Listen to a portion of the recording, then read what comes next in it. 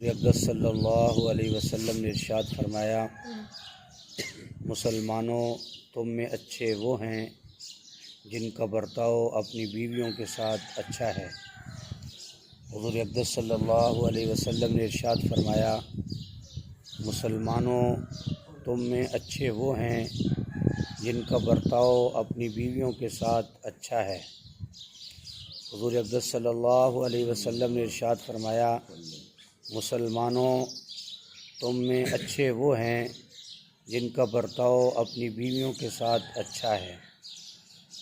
حضور اقدس صلی اللہ علیہ وسلم نے ارشاد فرمایا، سب سے برا آدمی وہ ہے جو اپنی بیوی کو تنگ رکھتا ہو۔ حضور اقدس صلی اللہ علیہ وسلم نے ارشاد فرمایا، سب سے برا آدمی وہ ہے جو اپنی بیوی کو تنگ رکھتا ہو۔ حضور اقدس صلی اللہ علیہ وسلم نے ارشاد فرمایا، سب سے برا آدمی وہ ہے جو اپنی بیوی کو تنگ رکھتا ہو۔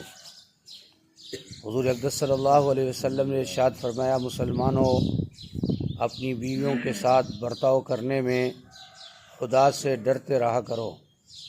حضور اقدس صلی اللہ علیہ وسلم نے ارشاد فرمایا، مسلمانوں اپنی بیویوں کے ساتھ برتاؤ کرنے میں خدا سے ڈرتے رہا کرو۔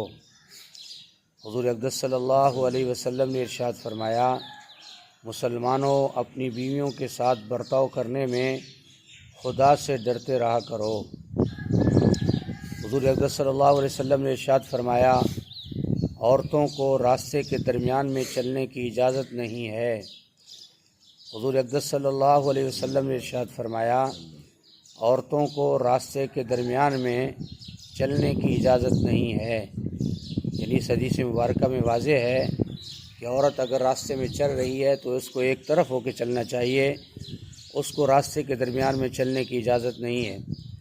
حضور صلی اللہ علیہ وسلم نے ارشاد فرمایا، جو عورت خوشبو لگا کر مسجد میں جاتی ہے اس کی نماز قبول نہیں ہوتی۔ حضور اقدس صلی اللہ علیہ وسلم نے ارشاد فرمایا، جو عورت خوشبو لگا کر مسجد میں جاتی ہے اس کی نماز قبول نہیں ہوتی۔ یہ تو مسجد کا معاملہ ہے، لیکن اگر کوئی خاتون بازار میں خوشبو لگا کر جائے گی تو بتاؤ اس کا کتنا بڑا گناہ ہوگا۔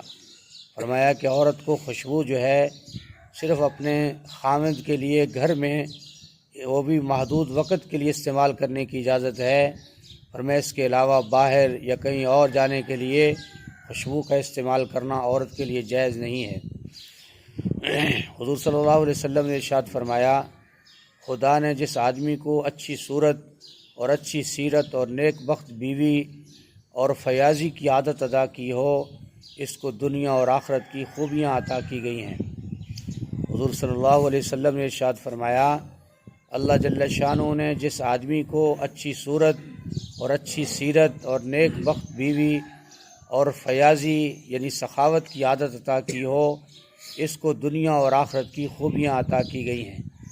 حضور صلی اللہ علیہ وسلم کے اس ارشاد مبارک میں کچھ صفات ہیں ایمان والوں کی، اگر ان کو یہ ملی ہوں، مطلب خوبصورت بھی ہے اور اس کا کردار بھی اچھا ہے اور اس کی بیوی بھی نیک بخت ہے اور اللہ نے اس کو سخاوت کی عادت بھی ڈالی ہے، تو فرمایا اس انسان کو دنیا اور آخرت کی تمام خوبیاں اللہ کی طرف سے عطا ہوئی۔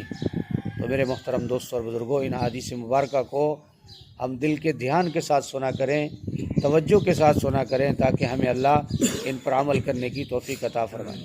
اور گھریلو معاملات میں فرمایا جو احادیث ہے ان کو اچھی طریقے سے سمجھنا چاہیے۔ یہ بھی مطلب نہیں ہے کہ عورت بے جا آدمی سے ڈیمانڈ کرتی چلی جائے اور آدمی اس کی پوری کرتا چلے، یعنی اس کی خواہشات اتنی بڑی ہوئی ہوں لباس میں، معاملات میں اور ادھر ادھر کی چیزوں میں۔ فرمایا یہ بھی مرد کے لیے کوئی مجبوری نہیں ہے کہ وہ اس قدر غلام بن جائے کہ جو وہ چاہت اور خواہش کرے وہ پوری کرے، نہیں۔ فرمایا جائز جو اس کا حق ہے وہ اس کو دے اور ناجائز بات سے اس کو منع کر دے۔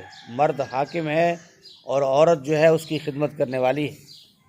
شریعت نے جو قوانین حدود عورت کے لیے بتائے ہیں اس کا عورت کو خیال کرنا چاہیے، جو مرد کو بتائے ہیں مرد کو بھی اس کا خیال کرنا چاہیے۔ تو فرمایا جو خود کھائے اس کو کھلائے، جو خود پہنے اس کو بھی پہنائے۔ اس کا فرمایا کہ جو بہترین اور آسان طریقہ ہے وہ درمیانہ راستہ ہے۔ فرمایا کہ لا متناہی خواہشات، جس طرح آج کل خواتین میں بیماری ہے فیشن نیا دیکھو بس اس کے لیے تیار ہیں، لباس دیکھو اس کے لیے تیار ہیں، کوئی جو ہے خوشی کا موقع ہے ہر دن کے لیے الگ سوٹ بوٹ اور جناب جوتا، یہ سب جو ہے فضول خرچی میں شامل ہیں۔ مسلمان کو چاہیے کہ حدیث اور دین کو سمجھے اور دین کے مطابق عمل پیرا ہو۔ فرمایا دیکھے کہ یہ فضول خرچی کون سی چیز میں ہے، اس سے اپنے آپ کو بچائے، بچوں کو بچائے، بیوی کو اس کی وصیت کرے کہ بھئی خیال کرو یہ کیا معاملہ کر رہی ہے، لیکن ایسا گنگا نہ بن جائے کہ جناب جیسے وہ لگائے ویسے ہی لگ جائے۔ لیکن فرمایا کہ اللہ نے جب اس کو حاکم بنایا ہے تو اس کو سمجھنا چاہیے کہ میرے حقوق کیا ہیں اور اس کے حقوق کیا ہیں۔ اللہ پاک ہم سب کو جو حدیث مبارکہ ہم نے سنی ہیں اللہ میں عمل کرنے کی توفیق عطا فرمائے۔ الحمدللہ رب العالمین والعاقبۃ للمتقین والصلاۃ والسلام علی سید الانبیاء والمرسلین۔ اللہم انک عفو کریم تحب العفو فاعف عنا یا کریم۔ اللہم احسن عاقبتنا فی الامور کلہا واجرنا من خزی الدنیا وعذاب الآخرہ۔ اللہم اکفنا بما شئت